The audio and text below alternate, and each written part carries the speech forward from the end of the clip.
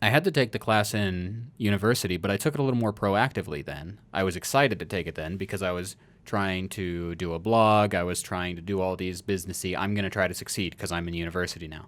Yeah. And at that point, I don't know. I think really the trick was I did a lot of other activities and met more people that would build more confidence over the years. Just a base level of confidence. It's not like it just accidentally happened. Right. I pushed myself and got out of my comfort zone and kept expanding it until eventually that wasn't so far outside of it as it was before. So you were building like a fundamental core of self-confidence that not only enabled you to do speeches, but probably a bunch of other things too. Yeah, well, I was a part of several things, like we co-founded an organization that stupidly fought with wooden swords, but we had like 50 people all in the woods at one time, like a lot of people. Mm-hmm. It was a huge thing. And then I co-founded like an artistic collective with a lot of people. We had like a full concert at this place that was just our artists completely. Like I kept remember footage putting from that. myself in situations where I had to be around tons of people, where there was plenty of initial anxiety, and eventually I had the comfort zone was just close enough to speeches Yeah. that it wasn't that hard to step outside and do them. It was still anxiety inducing. Yeah. It was still a little scary, but it wasn't completely shut down my life scary. Okay. You know what? I think that means we need to define a even higher level than before. So I guess there's 3 levels to this. Level 1, gain general self-confidence. And you do that by doing all the things you just said. Put yourself in situations where you're a little bit anxious and you're forced to grow. Be around lots of people or put on events where you're the leader, all kinds of stuff like that.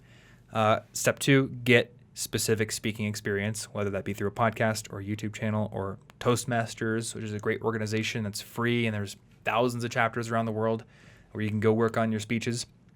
And I will tell you about Toastmasters. Everyone in there is very scared and is basically a beginner with speeches. So I remember I went to a meeting once and I was anxious that because it's a club for people trying to get better at public speaking, everyone in there was going to be an expert and I was going to look stupid. That's kind of and what like a I've beginner. assumed. No. Everyone in Toastmasters is also a beginner, and most people will be up there with note cards. They'll be shaking hands. Like, you will be in good company. You will be in company of people who are at your level, who will understand if you're nervous or you have to read off of note cards or whatever, and you're going to grow. That makes a lot more sense, actually, because Yeah. otherwise, what, they got a ringer who comes in and just Yep. shows up everyone? That Well, I wouldn't think- wouldn't be conducive to, like, growth. Yeah. I think like there's this implicit assumption. That makes more sense. Whenever you see a group of people or a club or even a person that looks kind of cool or has like the trappings of some official thing about them, like it's a club and Toastmasters has so many international chapters, or there was this, countless people actually on the internet where I'll follow them on Twitter or I'll see their work on YouTube and think that person is so cool. They would never even give me the time of day. Or the big thing that has been like this little worm in my brain that I've had to work on for years is thinking, I'm not ready to reach out to that person yet. I need to do X, Y, and Z to make myself look cool enough for them to even give me the time of day. I think the reason that little brain worm is so persistent is that it's kind of true sometimes. Like there are people who probably would not have given me the time of day 5 years ago, like say Neil deGrasse Tyson, but I think in most cases that is just an excuse that is born out of fear. Yeah. And then you go to Toastmasters and you realize, hey, this actually isn't all that bad, and most people here are at my level. Or you say hi to that person and you start casually commenting on their Instagram photos, and then you realize that, oh, hey, you actually have a lot of the same questions I have or a lot of the same anxieties I have. And then you end up talking at VidCon and become best friends. And, Is this real? Yes, it is. Oh, okay. There it is. Yes, it is real. So I have realized that I just need to reach out to people. It's the whole show up and have something to show. And I was very stuck on the have something to show part for a long time. Sometimes you just have to show up. In this case, showing up means reaching out. Yeah. But anyway, Toastmasters, great option.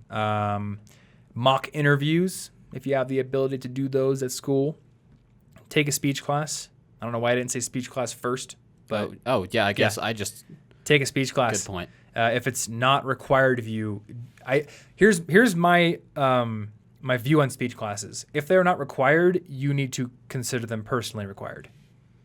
I think they're like one of the few, unless you're going to go out and do it independently with Toastmasters or something like that. They're like one of the few classes that you really should take if you're in college. If you've got the time to do it, absolutely do it. Yeah, I think it was one of the most important classes I took. I mean, sure, I was anxious before everything, but as soon as it was done and I was like, I did that speech. I did it. It felt good in a way that no other homework has, feels good. I'm not that attached to my math assignments. I'm not like, yes, that was a personal challenge. I didn't care. But the speeches, I mean, that kind of confidence carries over into literally every part of your life. Yeah. There's nothing it will not help. Yeah, it's a good feedback cycle. You're going to build that self-confidence, which makes you a better public speaker, which makes you more confident. So it's just like this nice positive feedback loop.